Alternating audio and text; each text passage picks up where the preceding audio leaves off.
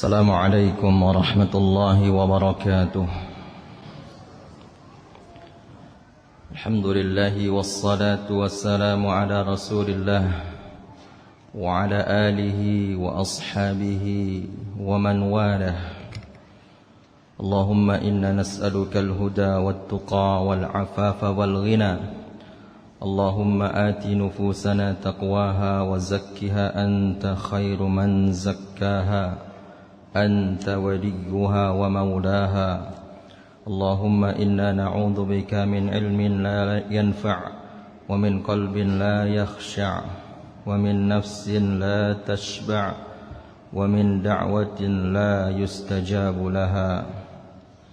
أما بعد فإن أصدق الحديث كتاب الله وأحسن الهدي هدي محمد صلى الله عليه وسلم وشر الأمور محدثاتها فإن كل محدثة بدعة وكل بدعة ضلالة وكل ضلالة في النار. أيها المؤمنون الكرام والمؤمنات الكريمة, puji syukur kita kepada Allah. Alhamdulillah, pada sore hari ini kita dimudahkan Allah untuk berkumpul bersama di masjid yang kita muliakan ini, Masjid Rahmatan lil Alamin. Semoga kita bisa menjadi seperti nama masjid ini, dakwah kita, akhlak kita menjadi rahmat bagi alam semesta. Kemudian salawat dan salam kepada Nabi kita Muhammad sallallahu alaihi wasallam. Beliau adalah teladan terbaik yang mana tidak akan terbuka pintu surga kecuali beliaulah pertama kali yang membukanya dengan izin Allah Subhanahu wa ta'ala. Allahumma salli ala Muhammad wa ala ali Muhammad. Para hadirin, terkhusus para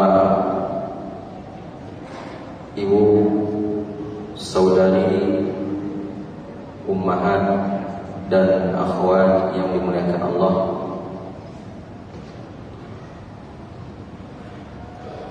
Islam adalah agama yang paling memuliakan wanita. Bahkan sebagai bentuk pemuliaan Islam terhadap wanita, ketika di masa Arab Jahiliyah, wanita atau bayi perempuan yang lahir dikubur hidup-hidup, sebagaimana firman Allah di dalam surat At-Takwir, wa idzal mau'udatu su'ilat bi ayyi dzambin qutilat. Dan ketika bayi perempuan dikubur hidup-hidup, kata Allah, mereka ditanya tentang dosa apakah yang telah mereka perbuat sehingga mereka dikubur hidup-hidup. Datang Rasulullah SAW membawa Islam, dihapuskan segala bentuk penindasan terhadap wanita. Di zaman jahiliyah pun wanita tidak dapat warisan.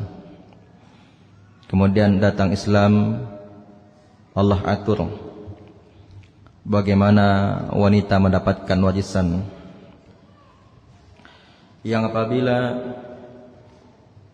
kita lihat sekilas bahwa bagian untuk wanita sedikit, tapi sebenarnya firman Allah yang Allah sebutkan di dalam surat An-Nisa, "Lizzakari mislu hadzil unsayain." Bagi lelaki ada dua kali dari bagian wanita. Sebenarnya itu pun untuk wanita juga, karena lelaki memiliki seorang ibu yang harus ia tanggung, memiliki istri yang harus ia tanggung, dan itu kewajibannya, memiliki anak-anak perempuan, dan memiliki saudari-saudari perempuan. Jadi kalau ada yang mengatakan Islam tidak adil karena wanita bagiannya setengah dari laki-laki, maka ini tentunya pendapat yang tidak benar. Di dalam Al-Quran bahkan ada namanya surat An-Nisa, yang itu tidak akan kita temui di surat-surat lainnya di dalam Al-Quran. Apabila kita buka Al-Quranul Karim dari surat pertama sampai surat ke-14, tidak akan kita temui ada surat Ar-Rijal, menunjukkan hukum tentang wanita adalah khusus daripada hukum tentang laki-laki. Bahkan di dalam Al-Quran para ulama tafsir menyebutkan bahwa ada dua surat yang disebut dengan surat An-Nisa. Yang pertama surat An-Nisa, yaitu juz yang ke-4 dan ke-5 serta awal ke-6 yang jumlahnya 176 ayat, disebut dengan surat An-Nisa Al-Kubra. Sedangkan di dalam surat At-Talaq itu juga disebut oleh ulama tafsir dengan surat An-Nisa As-Sughra yang jumlahnya hanya 12 ayat pada juz yang ke-28. Jadi ada dua surat An-Nisa di dalam Al-Quran. Yang pertama surat An-Nisa dan yang kedua surat At-Talaq. Surat Al-Ahzab walaupun tidak disebut surat An-Nisa, tetapi banyak ayatnya berkaitan tentang wanita. Setidaknya dari ayat 30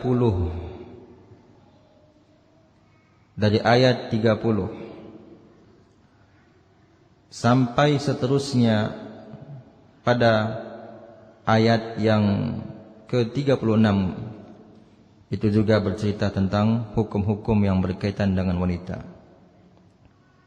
Ada pengkhususan di sana, menunjukkan Islam amat sangat memperhatikan wanita. Maka dari itu, karena Islam begitu memuliakan wanita, Islam juga memberikan kewajiban kepada wanita sebagaimana kewajiban terhadap laki-laki yang Allah bebankan. Hanya saja ada kewajiban-kewajiban terkait wanita yang itu khusus, tidak ada pada laki-laki. Ada beberapa kewajiban pada wanita, itu tidak ada pada laki-laki. Nanti pada poinnya akan kita sampaikan insyaallah. Oleh karena itu, dari sekian banyak kewajiban-kewajiban wanita kepada Rabbnya, kepada Allah, kita akan bahas setidaknya 8 kewajiban wanita muslimah pada kesempatan yang cukup relatif singkat ini. Semoga apa yang nanti akan kita bahas bisa diamalkan oleh ibu-ibu dan saudari-saudari semua, sehingga dimudahkan oleh Allah untuk masuk ke dalam surga Allah yang lebarnya selebar langit dan bumi. Para hadirin, terkhusus para ummahat dan akhwat, ibu-ibu dan para saudari yang dimuliakan Allah, kewajiban wanita yang pertama adalah mengesahkan Allah dalam beribadah. Sebagaimana lelaki wajib mengesahkan Allah, ikhlas dalam beribadah kepada Allah Subhanahu wa taala, yang mana kita diperintahkan hidup ini untuk ibadah. Wa ma khalaqatul jinna wal insa illa liya'budun. Dan tidaklah aku ciptakan jin dan manusia kecuali untuk beribadah kepadaku. Dan di antara manusia itu tentu ada yang perempuan dan ada yang laki-laki. Dan kalau boleh kita katakan, justru lebih banyak umat ini, apalagi pada akhir zaman, perempuan daripada laki-lakinya. Sampai-sampai di dalam hadis Rasulullah SAW menyebutkan bahwa perbandingannya 1:50. 50 perempuannya, 1 laki-lakinya. Dan ini salah satu tanda akhir zaman. Jadi wajib bagi ibu-ibu semuanya mengesahkan Allah Subhanahu wa taala dalam beribadah. Yang mana ibadah, sebagaimana ibadah itu diwajibkan kepada lelaki, Allah juga wajibkan ibadah kepada wanita. Allah Azza wa Jalla mengatakan di dalam surat An-Nisa ayat 124, "Wa may ya'mal minas salihati min dzakarin aw untha wa huwa mu'min fa ulaika yadkhulunal jannata wa la yudlamuna naqira." Barang siapa yang beramal saleh, baik itu lelaki maupun perempuan, berarti sama-sama harus beramal saleh dalam keadaan beriman, yaitu bertauhid, maka mereka akan masuk ke dalam surga dan sedikit pun mereka tak akan dizalimi, kata Allah di dalam surat An-Nisa ayat 124. Sebagaimana lelaki harus bertauhid, wanita pun harus bertauhid. Karena ibu-ibu yang dimuliakan Allah, bisa jadi di antara wanita zaman sekarang mereka melenceng akidahnya, bahkan menjadi tukang tenung. Bukankah di surat Al-Falaq yang kita semua hafal, Allah mengkhususkan tukang tenung wanita? Karena memang di zaman Rasulullah SAW banyak tukang tenung itu dari kalangan wanita. Dan boleh jadi di antara sebab mengapa wanita itu lebih mudah kemasukan jin, karena keimanan mereka tidak sekuat keimanan lelaki. Disebabkan saat lelaki salat, mereka tidak salat karena haid ataupun nifas. Saat lelaki puasa, mereka tidak puasa juga karena haid ataupun nifas. Apa kata Allah di dalam surat Al-Falaq ayat keempat? Wa min syarrin naffatsati fil 'uqad dan dari keburukan tukang tenung wanita. Kenapa wanita disebutkan di situ? Kenapa enggak laki-laki? Karena memang di zaman Rasulullah SAW dan sebelum zaman itu banyak ahli sihir itu dari kalangan wanita.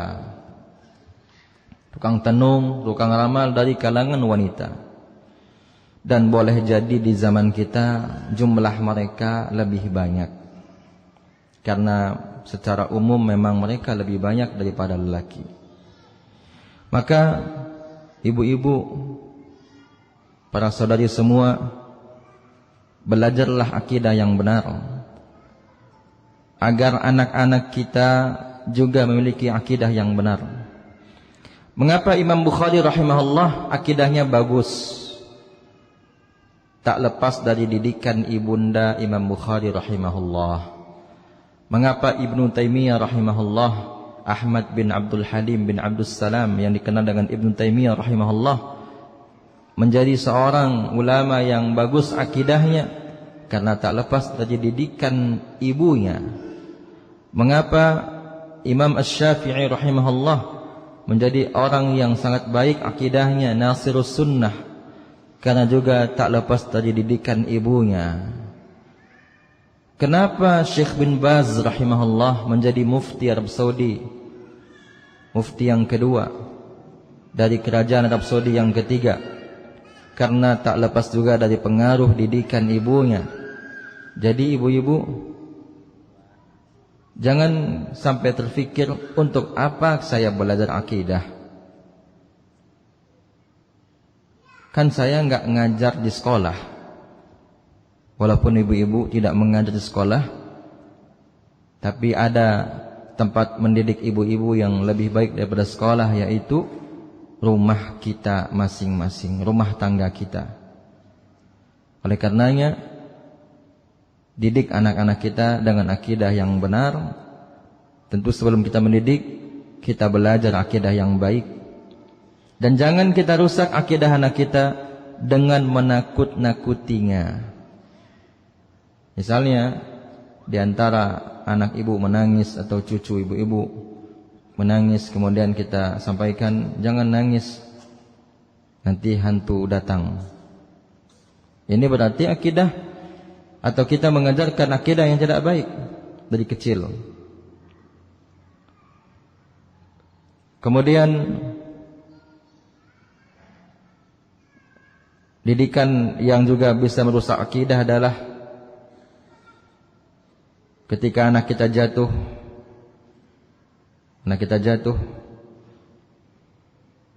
kemudian kita marah, kita sampaikan,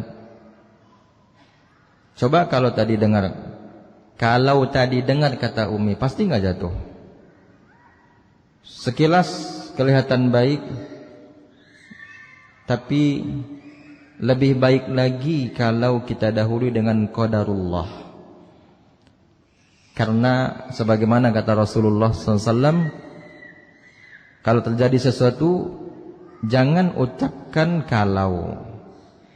Karena kalau itu taftahu abwabasy syaitan, membuka pintu-pintu syaitan.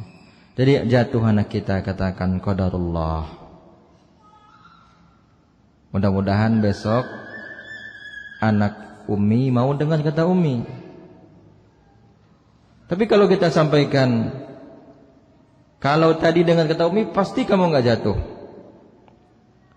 Sekilas kelihatannya baik, namun boleh jadi itu adalah pintu dari pengajaran yang tak baik tentang akidah. Karena kita dilarang dalam Islam mengucapkan kata kalau, seandainya, dan kata-kata yang semakna dengannya dalam rangka menyesali. Mulailah ibu-ibu hendaknya mempelajari akidah dari membaca, kalau bisa menghafal al-usul as-salasah, 3 pertanyaan malaikat di alam kubur nantinya. Mulai menghafal dari sana.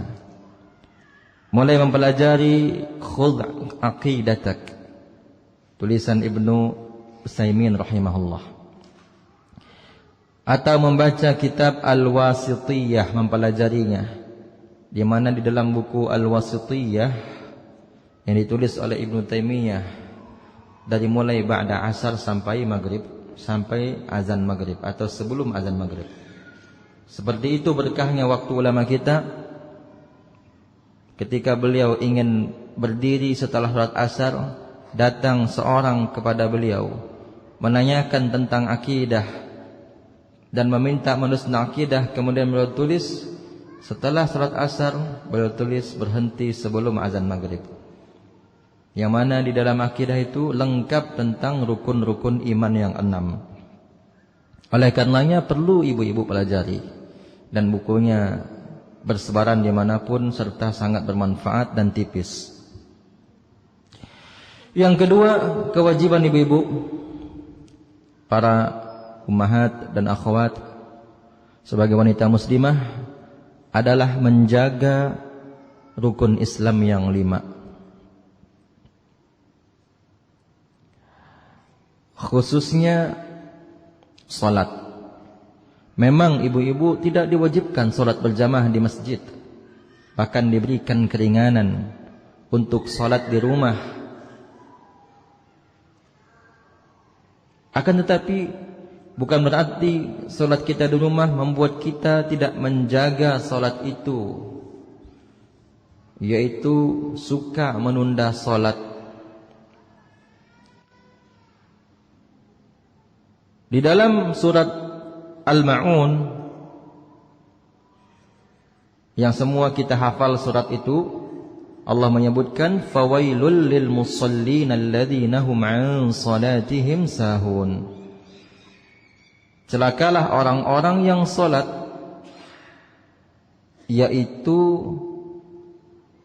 yang lalai dalam salatnya. Maksudnya celakalah orang-orang yang salatnya lalai. Mereka rajin salat tapi salatnya lalai. Jadi al-musallin di sana bukan orang yang sekali-kali salat artinya, tapi orang yang rajin salat, karena itu kata sifat. Kalau kita belajar bahasa Arab, al-musallin disebut dengan ismul fa'il, kata sifat. Kata sifat itu berarti sudah melekat sifat salat itu sama dia, berarti dia rajin salatnya. Tapi kenapa dia dikatakan celaka? Karena lalai dalam salat. Kenapa lalai? Suka menunda-nunda di antara sebabnya. Oleh karenanya ibu-ibu, kalau sudah datang waktu salat, segera laksanakan salat. Kecuali bagi ibu-ibu yang punya anak kecil, yang susah untuk salat tepat waktu, karena memang benar-benar darurat. Namun kalau ibu sedang di rumah, sedang teleponan dengan teman, segera katakan kepada teman, nanti habis salat kita sambung lagi ya. Kan bisa. Dan itu pun dakwah bagi teman ibu-ibu. Boleh jadi teman ibu-ibu yang ibu telepon tidak sedang atau bukan orang yang rajin salat, boleh jadi. Itu kan dakwah bagi dia. Maka jaga salat kita, jangan lalai dari menjaga salat. Kemudian juga puasa, jaga puasanya. Kecuali bagi yang benar-benar ada uzur seperti haid atau nifas, itu tentu sudah pasti haram berpuasa. Atau uzur yang misalnya boleh dia tidak berpuasa dan dia ganti, seperti menyusui atau sedang dalam mengandung, akan tetapi hendaknya dibayar segera, jangan ditunda-tunda. Jangan sampai ada di antara ibu-ibu belum juga bayar utang puasa yang sudah 10 tahun lalu. Utang tetap utang ibu-ibu. Boleh jadi di antara ibu-ibu di sini dulu ketika muda menyepelekan puasa atau pernah utang puasa. Pernah utang puasa dikarenakan haid dan nifas, maka jangan lupa dibayar. Jangan kita lupakan begitu saja.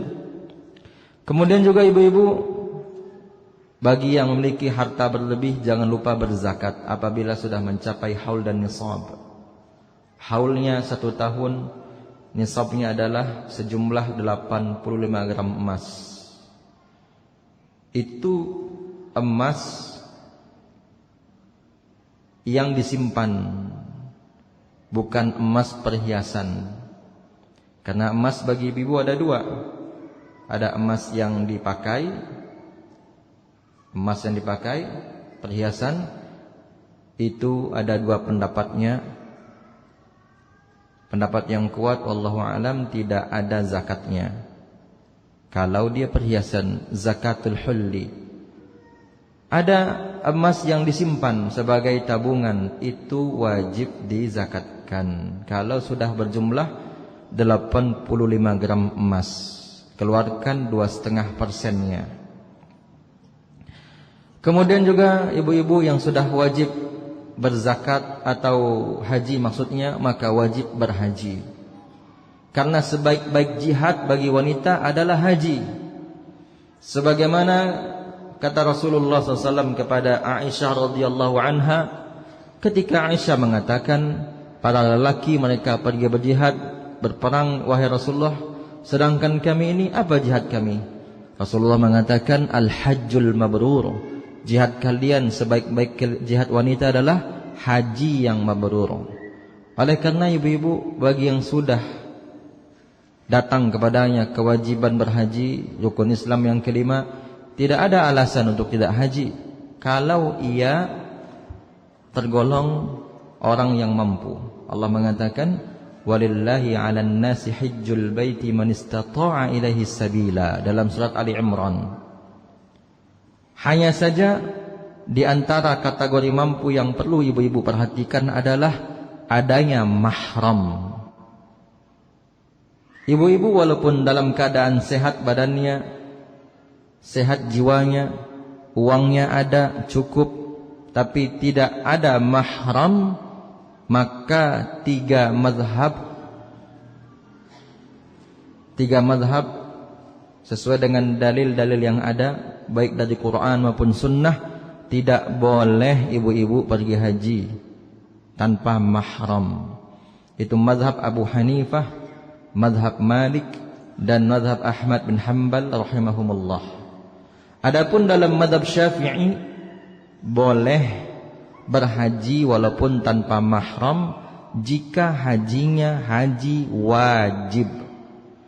Kalau haji sunnah tidak boleh, haji kedua. Tapi hajjul Islam diistilahkan dengan haji Islam, haji wajib itu, maka ibu-ibu boleh. Itu mazhab Syafi'i.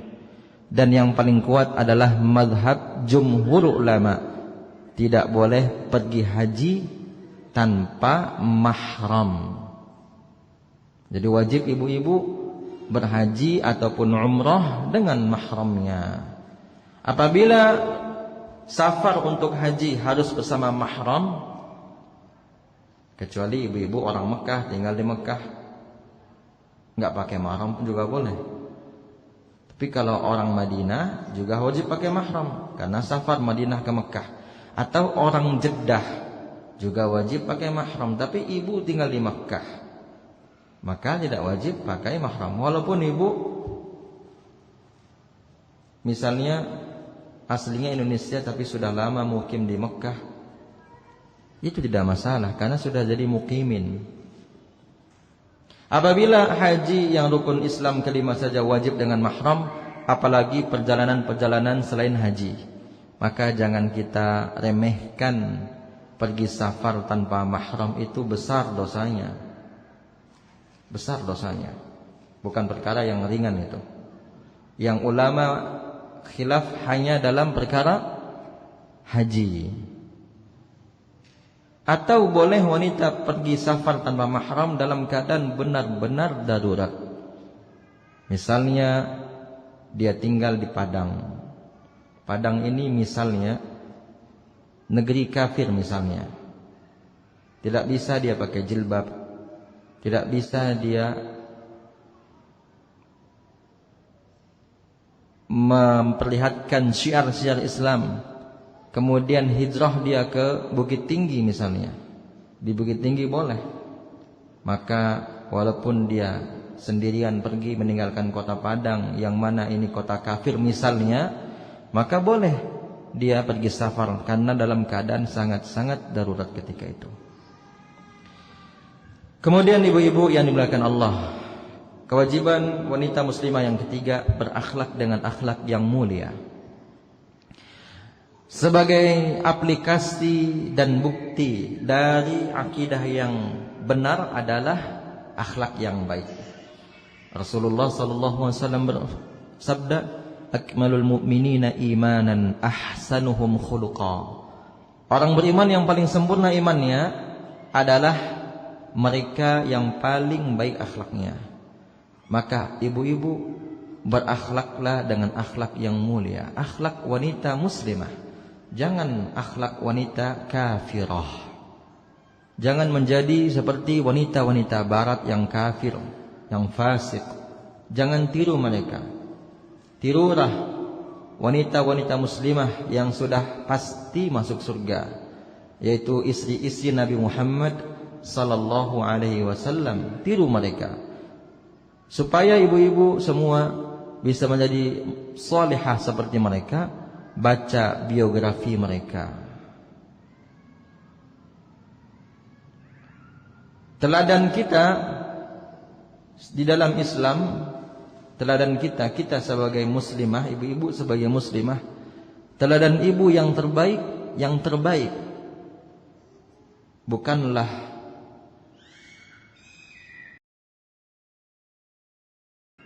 semoga Allah merahmatinya. Teladan ibu yang terbaik adalah Khadijah radhiyallahu anha, Aisyah radhiyallahu anha, Saudah radhiyallahu anha, Hafsah radhiyallahu anha, Zainab binti Khuzaimah, Zainab binti Jahsh radhiyallahu anhuma, Maimunah, Safiyah, Ummu Salamah, Ummu Habibah, Juwairiyah, kemudian Hafsah. Itu teladan ibu-ibu yang paling baik, istri Nabi kita alaihi salatu wassalam. Oleh karenanya, namai anak kita dengan nama mereka.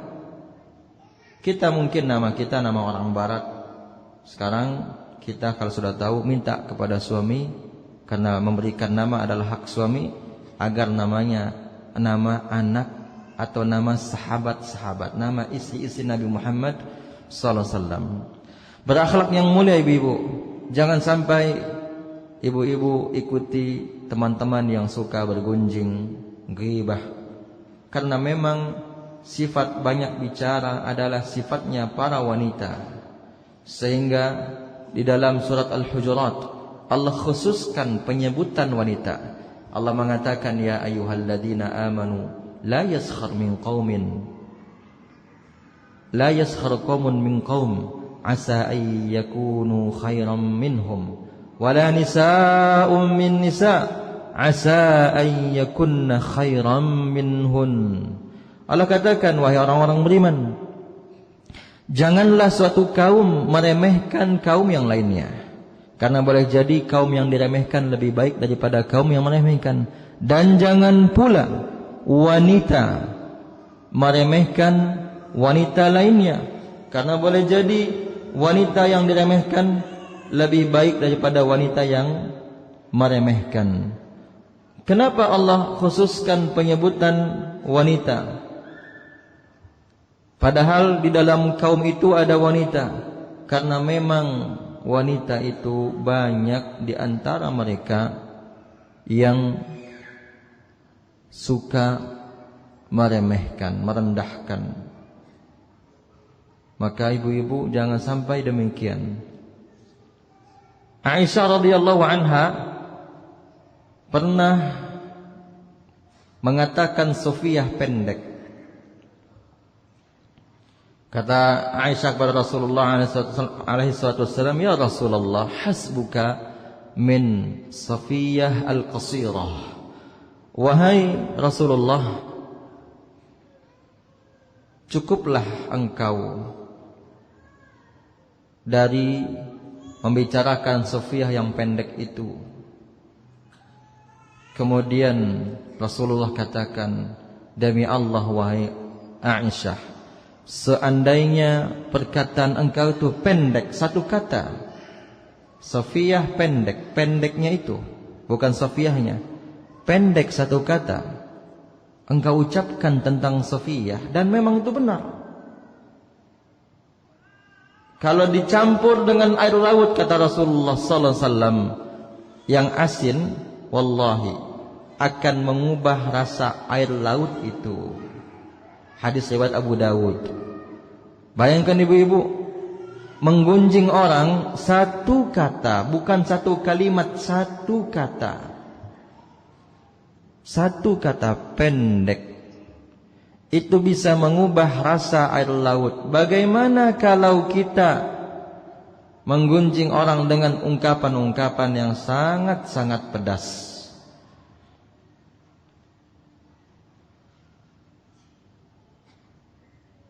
Mengatakanlah pendek gopok pulo, hitam pulo, pesek loi dongyo. Sedempat itu.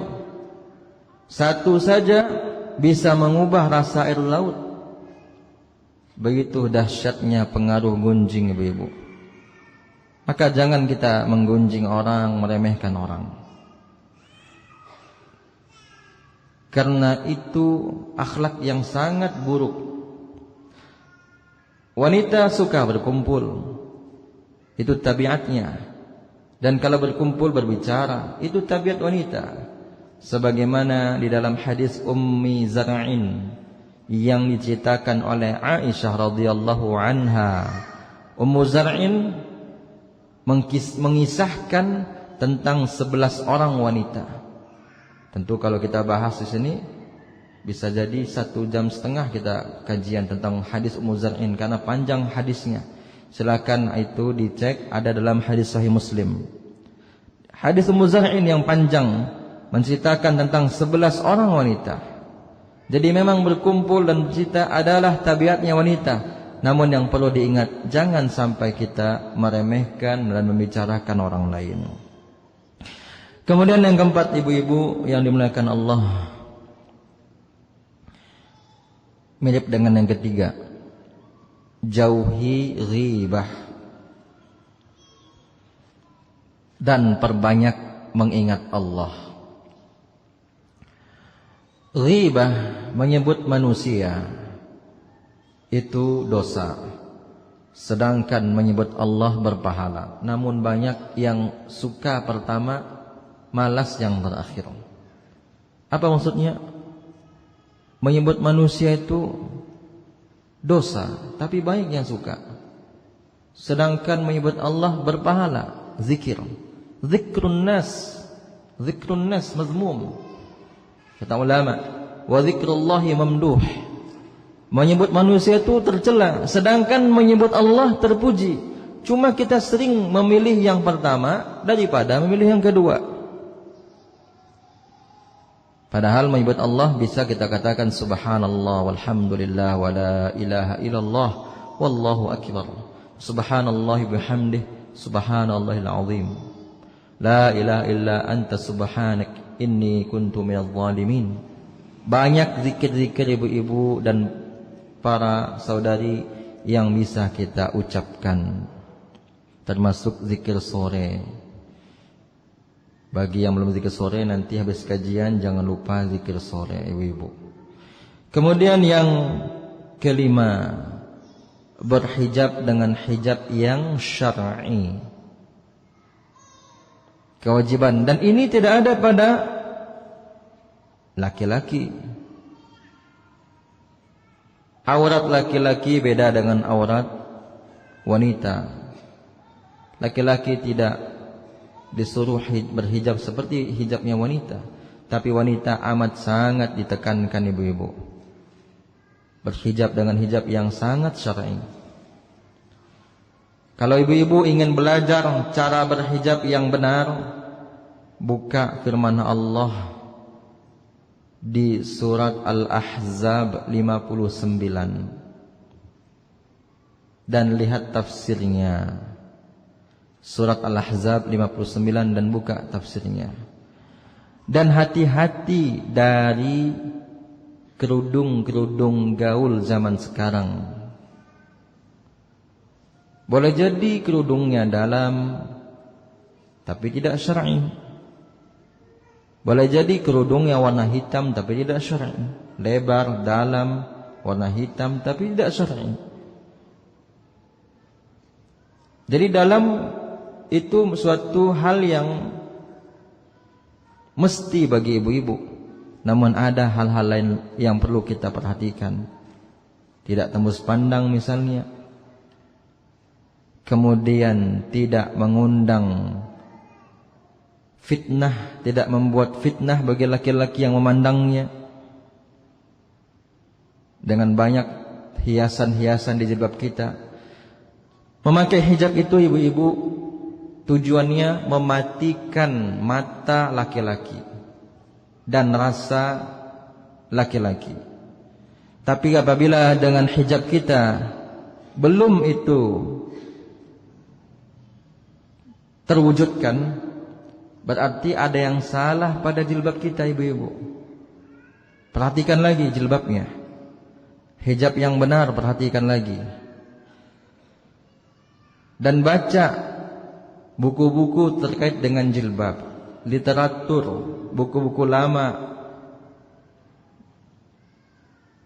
tafsir Ibnu Katsir kita baca. Seperti apa makna jilbab itu? Apa jilbab itu? Kalau tidak punya buku, kita bisa download terjemahannya, ada di PDF.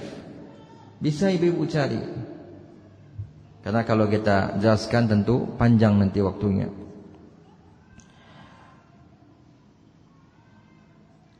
Orang-orang barat mengatakan di balik lelaki yang hebat ada wanita yang hebat. Kita katakan kepada orang barat, di balik wanita salihah yang pakaiannya benar ada suami yang saleh. Jadi wanita-wanita yang benar jilbabnya, pakaiannya, hijabnya menunjukkan kesalehan suaminya.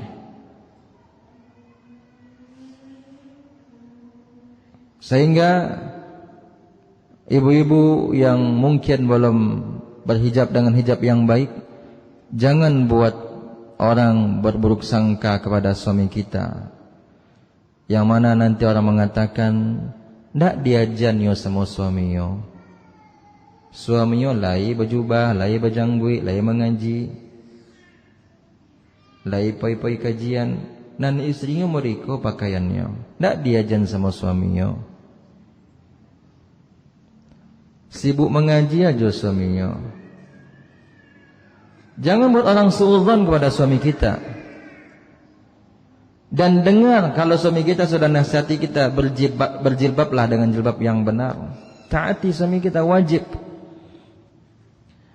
Sebagian ibu-ibu lebih dengar kata orang kampung dari kata suami. Sagan awak dari orang kampung. Biasa-biasa aja lah. Padahal kita semua yakin yang kasih makan kita bukan orang kampung kita. Bukan orang kampung kita yang kasih makan kita. Ngapain kita khawatir dengan ucapan orang kampung? Pun itu tidak lama waktunya. Paling sebulan 2 bulan. Setelah itu dia lupakan kita. Enggak mungkin sepanjang tahun kita dibicarakan sama orang kampung ibu-ibu. Elok bona orang kampung itu sama awak. Sepanjang tahun nyo kecian gitu, nyo perhatian gitu. Elok bona nyo. Pasti ada topik lain yang dia bicarakan. Jadi enggak usah kita ragu, gelisah dengan ucapan orang-orang di kampung kita, kerabat-kerabat kita. Suami kita sudah paham yang benar, ingat, dengar kata suami kita. Karena ketika kita sudah menikah, suami itu ridhonya harus kita cari. Karena Nabi mengatakan, unduri aina anti minhu, huwa naruki au jannatuki. perhatikanlah di mana posisimu terhadap suamimu. Karena suamimu, kata Rasulullah SAW, itu nerakamu atau surgamu. Dan kalau kita bahas tentang hijab ini tentu sangat panjang. Kita langsung poin ke-6. Mendidik anak-anak ibu-ibu. Kewajiban ibu-ibu mendidik anak-anak. Kenapa demikian ibu-ibu? Karena ibu-ibu adalah sekolah pertama bagi mereka.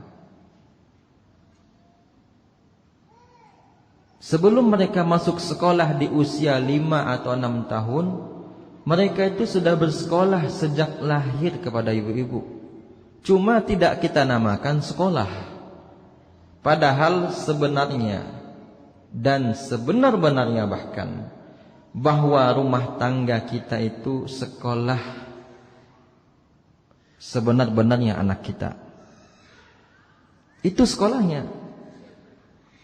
Sebagaimana kata seorang penyair, al-ummu madrasatun idza a'dadtaha a'dadta sya'ban thayyiba. Wanita itu, kata penyair, adalah sekolah bagi generasi. Dan kalau engkau persiapkan wanita, berarti engkau telah mempersiapkan generasi yang paling baik. Jadi ibu adalah sekolah. Sebagaimana Imam Malik belajar kepada ibunya. Imam Malik belajar di sekolah rumahnya itu. Imam Malik, ibu-ibu, di waktu usianya baru-baru mulai balik, dimandikan oleh ibu, dipakaikan parfum oleh ibunya karena ingin belajar agama. Maka adabnya adalah memakai wangi-wangian bagi lelaki. Disisirkan rambutnya oleh ibunya, oleh ibu dari Imam Malik, Imam Malik bin Anas, ahli hadis, guru Imam Syafi'i rahimahullah. Kemudian apa kata ibu Imam Malik rahimahullah? Ya Malik, ta'allam min Rabi'ah adabahu qabla ilmihi. Wahai Malik, belajarlah dari Rabi'ah adabnya sebelum engkau mempelajari darinya ilmunya. Oleh karenanya Imam Malik sejak kecil sudah belajar adab dari ibunya, kemudian dari gurunya Rabi'ah rahimahullah, Al-Imam Rabi'ah rahimahullah. Lihat itu bagaimana peranan ibu menjadi sekolah. Tapi sekarang kalau ibu-ibu bangga menjadi wanita karir di luar, itu adalah kebanggaan yang tak patut dibanggakan, atau prestasi yang tak patut dibanggakan. Jangan ibu menyangka ambolah S1 Ustaz, S2 bahkan S3. Masa ambo mendidik anak ambo? Percuma ijazah ambo Ustaz. Cuma ijazah saya. Ini harus diperbaiki dari para wanita. Berarti para wanita yang berpikiran demikian, kuliah itu untuk jadi dosen di kampus, tapi lupa jadi dosen di rumahnya. Rugi ibu-ibu. Harusnya ilmu ibu-ibu itu S1, S2, S3 untuk anak-anak ibu, bukan untuk orang lain. Rugi. Orang lain belum tentu doakan kita. Orang lain yang ibu ajar, mahasiswi ibu-ibu, siswi ibu-ibu, belum tentu mendoakan ibu-ibu setelah ibu-ibu meninggal besok.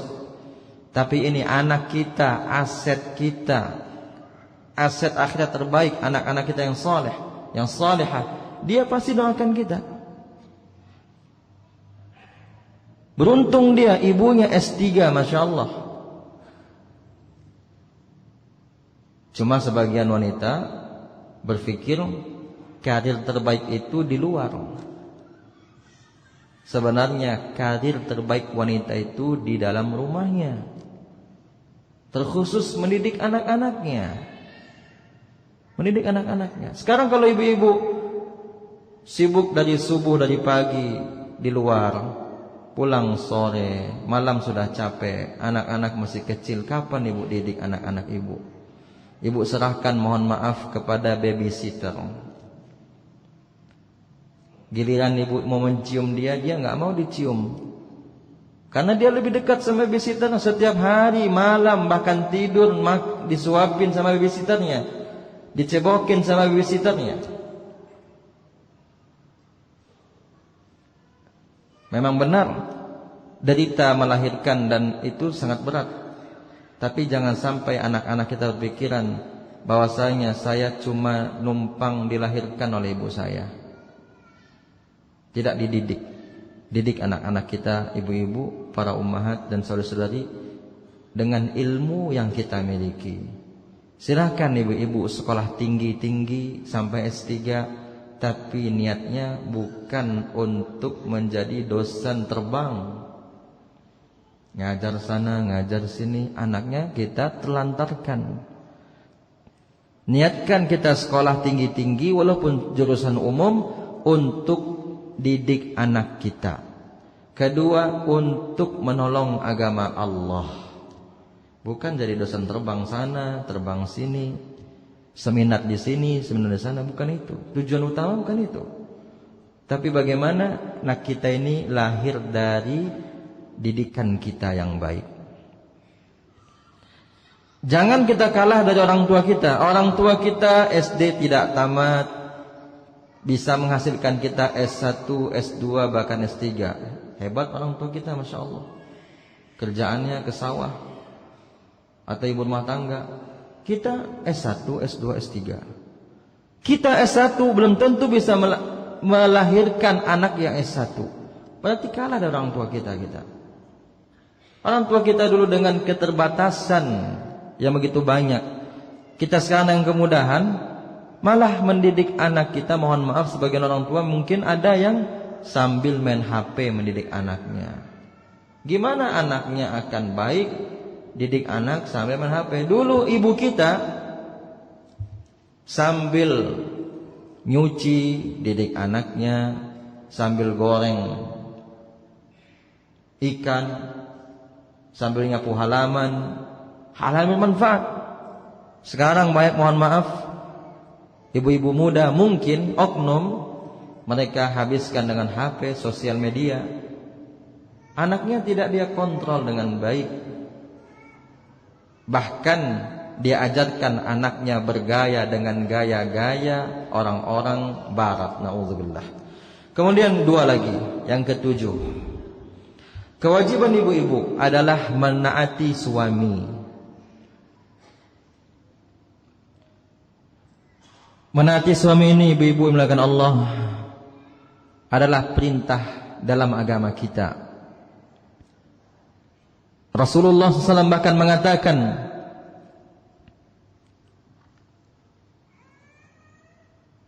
kata Rasulullah alaihi salatu wassalam, "Lau kuntu amiran ahadan an yasjuda li ahadin la amaltu imra'atan an tasjuda li zawjiha." Seandainya boleh aku memerintahkan orang sujud kepada orang, orang bersujud kepada orang, pasti akan aku perintahkan istri sujud kepada suaminya. Sampai sedemikian ibu-ibu kedudukan suami kita. Walaupun ibu-ibu S3 misalnya, doktor, Masya Allah, bahkan profesor, suami ibu hanya tamat SMA, maka wajib menaati suami. Wajib. Bahkan wanita yang salihah, ketika suami tidak ridha, dia rela mengatakan kepada suaminya sebagaimana hadis Rasulullah SAW, "Hadihi yadi." Ini tanganku, wahai suamiku, pukullah. Asalkan engkau ridha. Asalkan engkau ridha. Berarti boleh memukul wanita? Boleh. Tapi ada syarat dan ketentuan yang sangat ketat. Yang pertama, Buka surat An-Nisa 34 nanti. Yang pertama adalah terkait dengan perkara nusyuz, durhaka. Kalau istri yang enggak durhaka enggak boleh dipukul. Yang kedua, sudah dinasihati berulang kali dengan berbagai cara, ditempuh dulu itu. Yang ketiga, sudah pisah tidurnya. Yang keempat, baru kalau sudah ditempuh berbagai cara, dipukul itu pun pinggang ke bawah dan bukan bagian-bagian yang intim. Dan tidak boleh pukulan yang membekas. Tidak boleh pukulan menyiksa. Jadi Islam bukan menolak sama sekali, bukan pula menyuruh tanpa aturan. Ada aturan mainnya. Jadi ibu-ibu taat kepada suami. Walaupun ibu-ibu di sekolah menjadi kepala sekolah, kepala ini, kepala itu, bahkan gajinya mungkin 3 kali lipat dari gaji suami misalnya, wajib menaati suami ibu-ibu. Rasulullah SAW bersabda, tiket ibu-ibu masuk surga itu enggak banyak. Punya 4 tiket masuk surga langsung. Tiket pertama, idza shallatil mar'atu khamsaha. Tiket kedua, wa shamat syahraha. Tiket ketiga, wa hasanat farjaha. Tiket keempat, ini yang susah mendapatkannya, wa ata'at ba'laha. Dakhalatil jannata min haitsu abwabin sya'at. Kata Rasulullah alaihi salatu wasallam, kata Rasulullah sallallahu alaihi wasallam, apabila wanita salat 5 waktu, banyak yang bisa insyaallah. Puasa sebulan penuh di bulan Ramadan, banyak juga yang bisa. Menjaga kehormatan dirinya, cukup banyak yang bisa. Dan taat kepada suaminya dalam perkara yang ma'ruf ibu-ibu. Juga jangan dalam perkara yang maksiat. La ta'ata li makhluqin fi ma'siyatil khaliq. Tidak boleh menaati makhluk dalam perkara mendurhakai pencipta Allah. Yang keempat ini berat bagi kebanyakan ibu-ibu dan wanita muslimah. Taat kepada suami. Taat kepada suami berat. Kalau bisa ibu-ibu mendapatkan 4 tiket itu, langsung masuk surga. Silakan pilih pintu mana ibu yang mau, boleh. Surga itu ada 8 pintunya. Pilih mana yang mau, masuk langsung. Ini istimewanya perempuan. Fokus saja ibu yang 4 ini. Salat ibu-ibu dijaga dengan benar, puasanya jangan lupa. Kemudian jaga kehormatan. Tentunya hijab kita jaga. Kalau orang datang ke rumah kita laki-laki, suami kita enggak ada, enggak boleh kita biarkan masuk walaupun sepupu ibu-ibu. Karena sepupu itu bukan mahram ibu-ibu. Ibu sedang sendirian di rumah, datang sepupu kita, laki-laki sendirian. Walaupun lebih tua atau lebih kecil, sedangkan sudah balik misalnya, tidak boleh ibu-ibu membiarkan masuk ke rumahnya, enggak boleh, ke rumah kita. Dosanya besar. Atau adik suami laki-laki, dan itu kematian kata Rasulullah sallallahu alaihi wasallam. Rasulullah mengatakan sallallahu alaihi wasallam, iyyakum waddukhula 'alan nisa. Hati-hati kalian menemui perempuan. Kemudian para sahabat bertanya, wa kaifal hamu ya Rasulullah? Bagaimana dengan alhamu wahai Rasulullah? Alhamu itu ibu-ibu qaribuz zauj, karib kerabat suami kita. Kerabat-kerabat suami kita, adik kandung suami kita, abang kandungnya, kerabat suami yang laki-laki. Bagaimana seorang kerabat suami mendatangi seorang wanita? Apa kata Rasulullah alaihi salatu wassalam? Alhamu al-maut. Kerabat suami itu kematian kata Rasulullah SAW. Enggak bisa, enggak boleh. Ini banyak yang diremehkan. Apalagi kalau kita sudah belajar agama, enggak boleh kita biarkan adik kita, ini ada bapak-bapak di sini ya. Bapak punya adik, abang-abang punya adik laki-laki, kuliah di tempat kita tinggal, rumah kita kecil, kemudian tinggal sama kita dan istri. Itu enggak boleh. Serumah, rumahnya kecil, kecuali rumahnya besar. Ada batas-batasnya. Ada ini enggak boleh kamu masuk. Kita kunci. Walaupun itu adik kandung kita, Bang, enggak boleh. Adik kandung kita, walaupun di pesantren sekolahnya, walaupun di pesantren hafiz 30 juz, enggak boleh. Tinggal sama istri kita, kita pergi kerja berdua sama istri kita. Bantuin nanti kakak kamu ya. Abang mau kerja dulu. Kita biarkan adik kita yang sudah balik tinggal berdua di rumah, lagi liburan misalnya, liburan pesantren, tinggal berdua sama istri kita. Istri kita masih muda, adik kita sedang remaja, sudah balik, walaupun hafal 30 juz. Haram. Enggak boleh. Memang benar kerabat, mereka itu kerabat, itu benar. Tapi kerabat tidak sama dengan mahram. Mahram itu lebih khusus. Tidak semua mahram, tidak semua kerabat itu mahram kita. Ini harus diperhatikan. Dan juga jangan ibu-ibu minta antarkan sama adik suami, "Dek, antarin Uni, Dek," dengan motor. Enggak boleh ibu-ibu. Berdua dengan motor, bahkan dengan mobil berdua. Enggak boleh. Karena itu bagian dari yang dilarang dalam agama kita. Kemudian yang terakhir, memperbanyak sabar. Kewajiban ibu-ibu. Ibu-ibu yang dimuliakan Allah. Ujian ibu-ibu memang banyak. Ada diuji dari penyakit-penyakitnya, karena memang wanita ini cenderung lebih banyak punya penyakit daripada laki-laki. Yang itu laki-laki enggak punya, wanita punya. Tentu tidak usah kita sebutkan penyakitnya, ibu-ibu lebih tahu.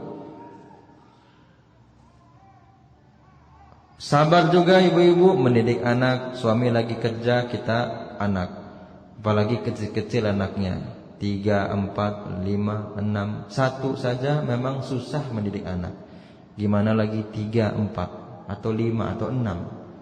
Tapi coba ibu-ibu hibur diri, gimana ya orang tua kita dulu didik kita. Orang tua dulu anaknya banyak. Orang tua kita mungkin ada anaknya 10. Nenek saya anaknya 13. Zaman dulu magic belum ada, mesin cuci belum ada, listrik belum ada, handphone belum ada, token belum ada, motor belum ada, TV belum ada, motor banyak yang belum ada. 13 anaknya. Berarti hebat orang dulu ibu-ibu. Kita sekarang serba pencet. Nyuci tinggal pencet atau muter. Masak tinggal pencet. Masak nasi tinggal pencet. Goreng tinggal putar. Kemudian mau makanan tinggal pencet. Gojek misalnya atau lain-lain tinggal pesan.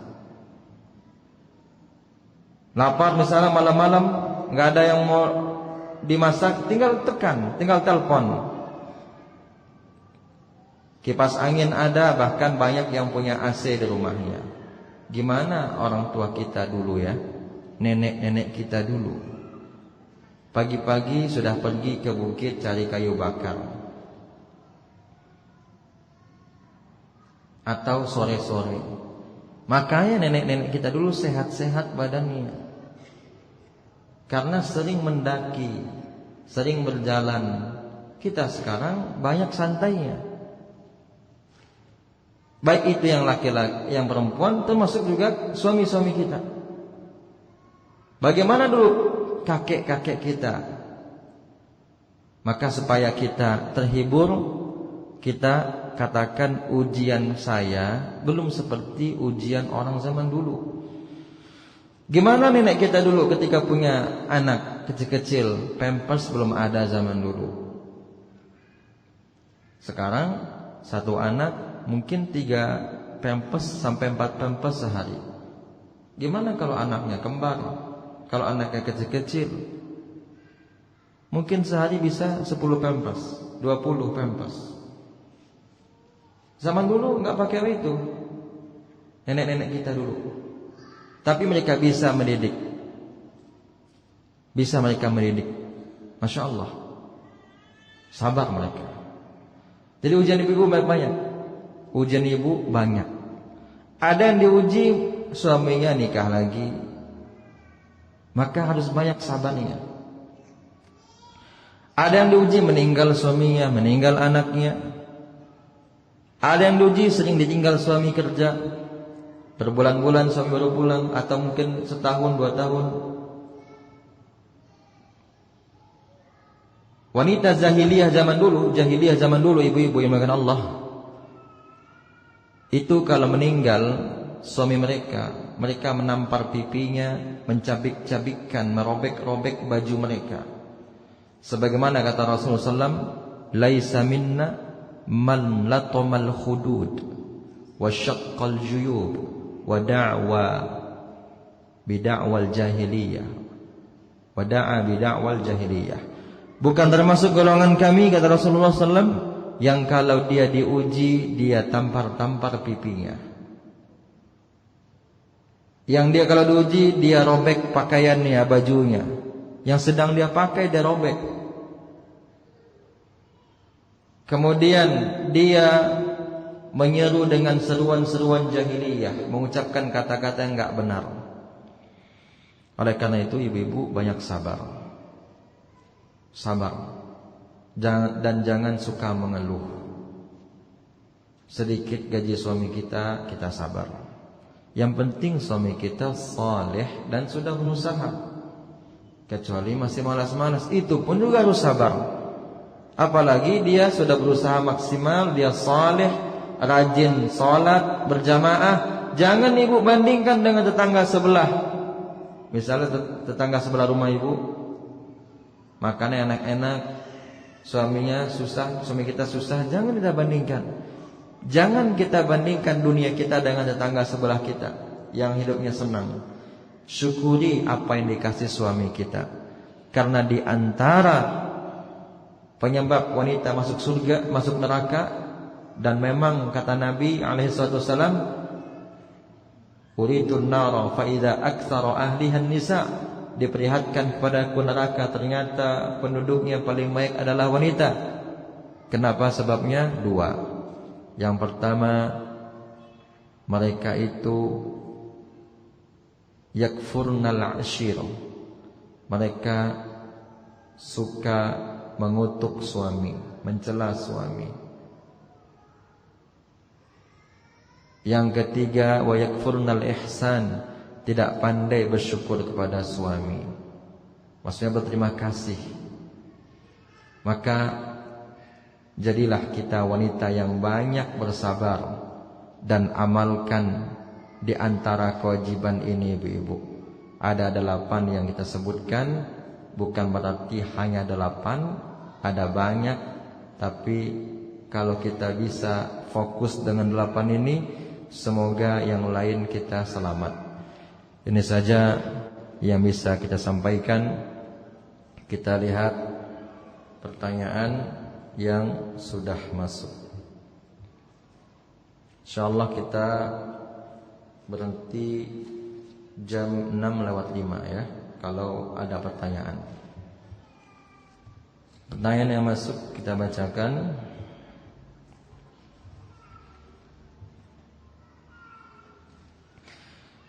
Bismillah, assalamualaikum warahmatullahi wabarakatuh.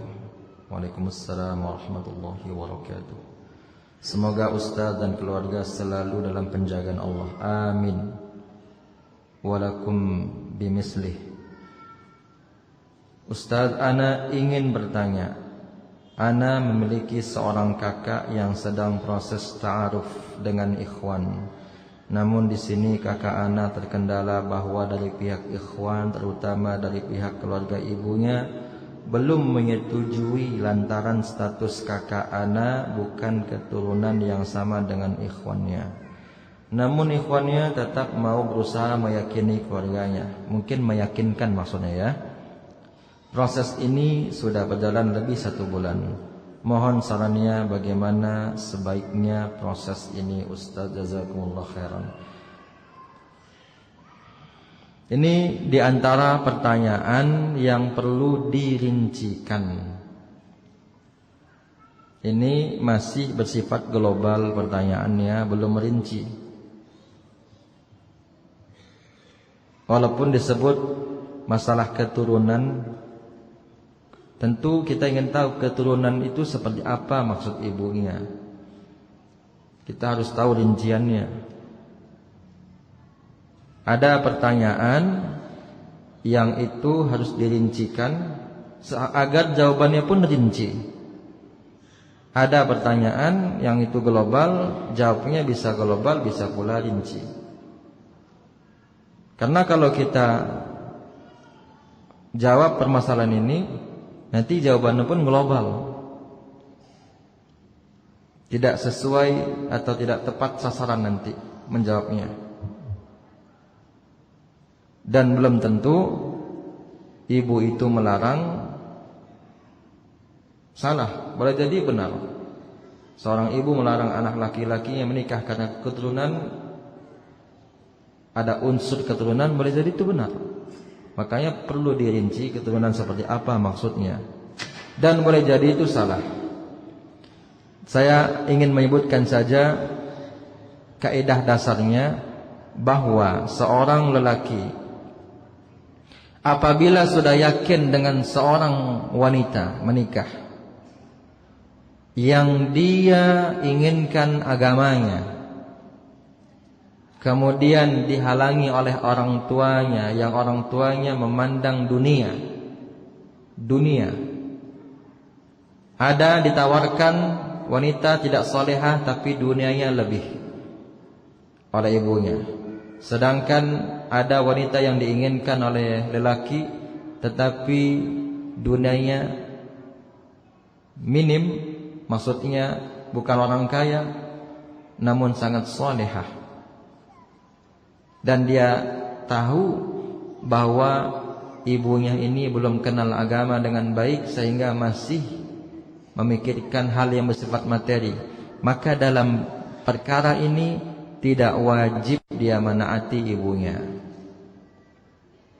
Tidak wajib dia menaati ibunya, tapi tetap dia menghormati, memuliakan ibunya dengan cara yang lain. Itu jawaban secara ringkas dan dasar-dasarnya. Kedua, izin bertanya Ustaz, seperti yang Ustaz jelaskan bahwa wanita untuk masuk ke surga ada 4 syarat yang harus dipenuhi.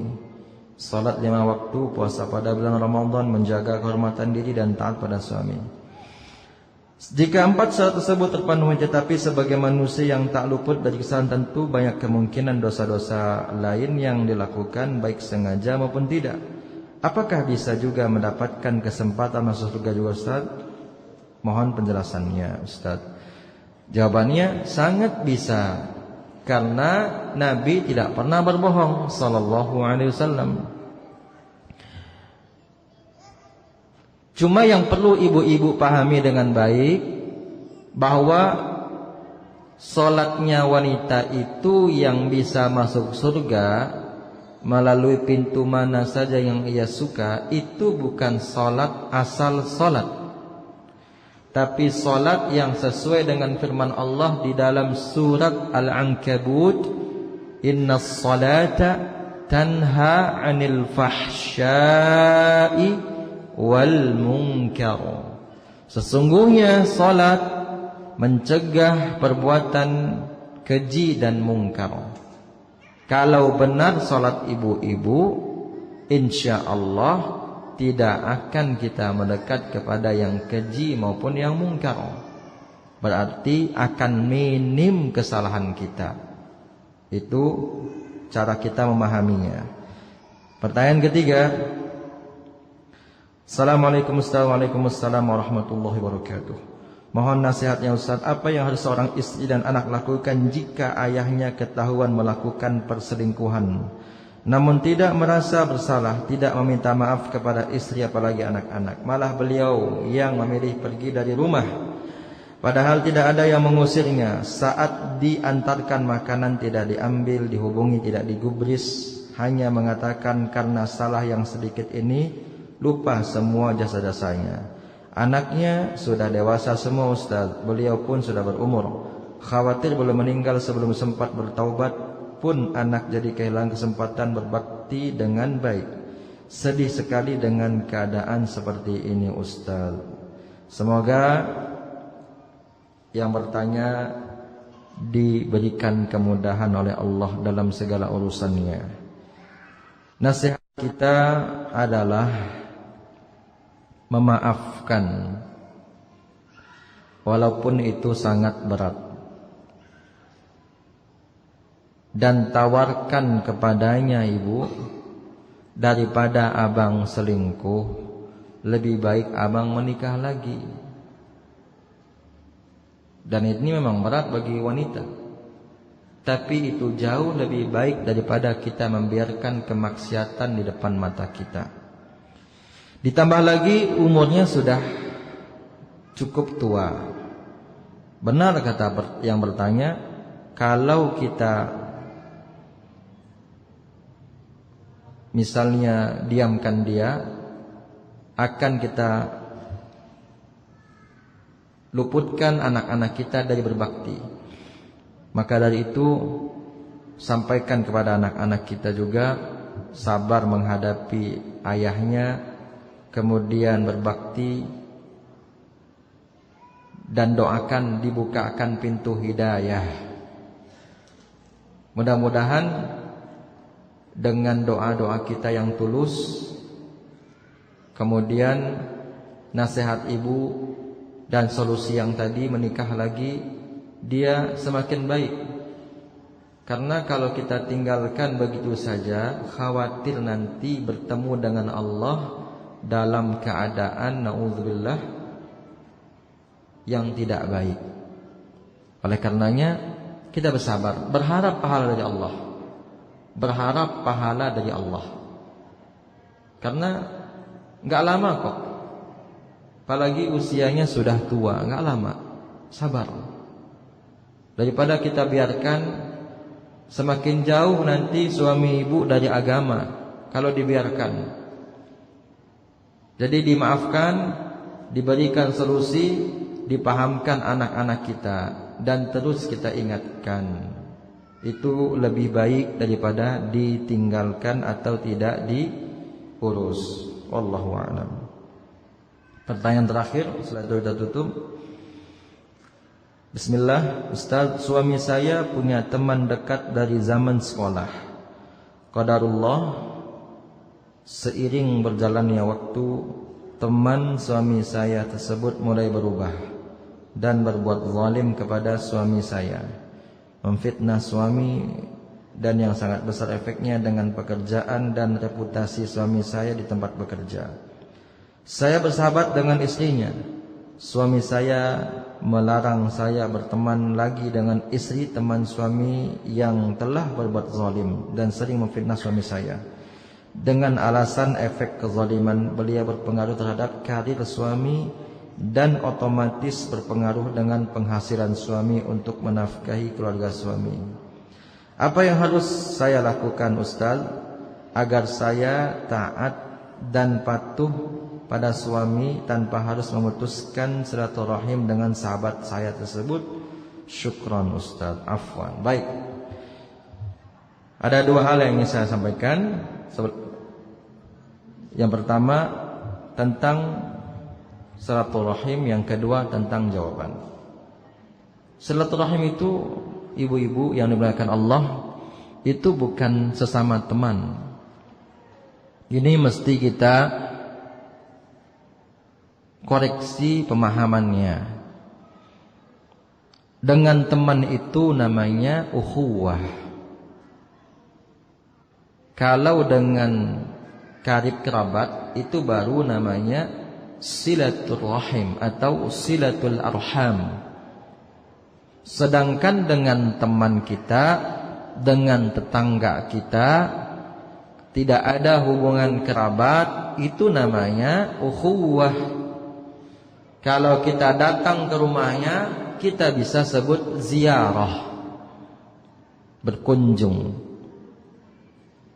Tali ukhuwah, itu baru benar. Tidak tepat kita ucapkan dengan teman yang bukan kerabat kita silaturahim. Karena silaturahim itu menyambung yang satu rahim dengan kita, yaitu kerabat kita.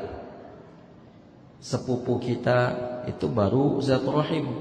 Keluarga istri kita, keluarga suami kita, apalagi abang atau adik kita, besan kita, itu baru silaturahim. Karena ada hubungan kekerabatan. Tapi kalau tidak ada hubungan kekerabatan, kita namakan dia ukhuwah. Kemudian yang kedua, jawabannya,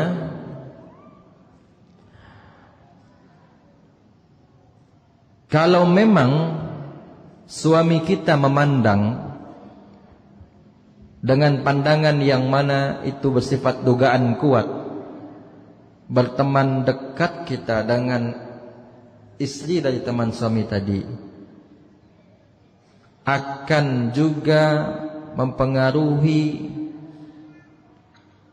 atau menambah kezaliman atau tidak mengubah, maka boleh kita menjaga jarak dengan teman tersebut. Boleh kita menjaga jarak dengan teman kita tersebut. Kalau suami kita dengan dugaan kuatnya meyakini bahwa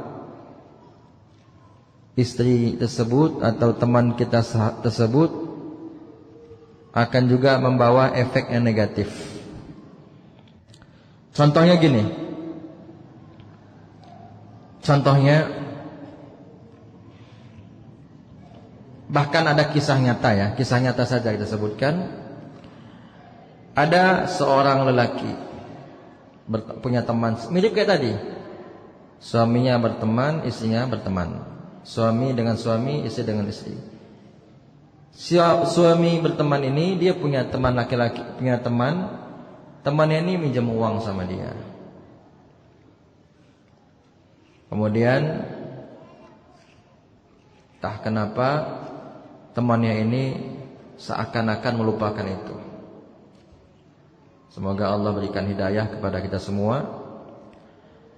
Kemudian ternyata istri dari temannya pun melakukan yang sama kepada istrinya suami ini. Kita contoh laki-laki si A dan si B. Jadi si A ini pinjamkan uang kepada si B, ternyata istri si B juga minjam uang kepada istri si A, juga sama-sama enggak bayar. Berarti kan suami istri satu tipe, sama aja. Jadi maksud saya tadi, kalau memang suami tadi ingin mewanti-wanti istrinya, nanti kalau kamu dekat sama dia, terlalu dekat maksudnya, tentu bukan memutuskan ukhuwah yang dimaksud. Kalau memutuskan nggak boleh. Kalau kamu terlalu dekat, nanti apa yang dilakukan sama suaminya ke saya terjadi juga sama kamu nanti. Lebih baik kita batasi pergaulan. Tetap kita nggak memutuskan, itu nggak masalah. Tapi suaminya pun juga nggak boleh memutuskan. Suaminya juga nggak boleh memutuskan hubungan karena dunia, nggak boleh. Rasulullah SAW bersabda, la yahillu limri'in an yahjura akhahu fawqa salas. Tidaklah halal bagi seseorang mendiamkan saudaranya lebih dari 3 hari kalau itu urusan dunia. Utang piutang, kemudian karirnya hilang, itu kan urusan dunia. Itu juga enggak boleh. Namun kita lebih waspada, itu jalan yang terbaik. Dan kalau bisa doakan terus dia dan kasih hadiah-hadiah. Mudah-mudahan kecintaan itu kembali ada, walaupun tidak seperti sedia kala. Karena Rasulullah SAW bersabda, tahadu tahabbu, saling memberikan hadiahlah kalian, maka kalian akan saling mencintai. Inilah ibu-ibu, para ummahat dan para akhwat yang dimuliakan Allah, kajian kita pada sore menjelang maghrib ini semoga bermanfaat, terkhusus bagi saya yang menyampaikan. Mohon maaf apabila ada yang kurang, tidak pada tempatnya. Terima kasih atas perhatian, dan semoga kita semua mengamalkan apa yang kita sampaikan. Terkhusus saya menyampaikan, marilah kita terus berbenah diri untuk menyambut hari kiamat kecil kita, yaitu kematian. Kita sambung dengan kajian lain insyaallah nanti setelah maghrib. Semoga Allah mudahkan. Jazakumullahu khairan. Subhanaka Allahumma bihamdik, asyhadu an la ilaha illa ant, astaghfiruka wa atubu ilaik. Assalamualaikum warahmatullahi wabarakatuh.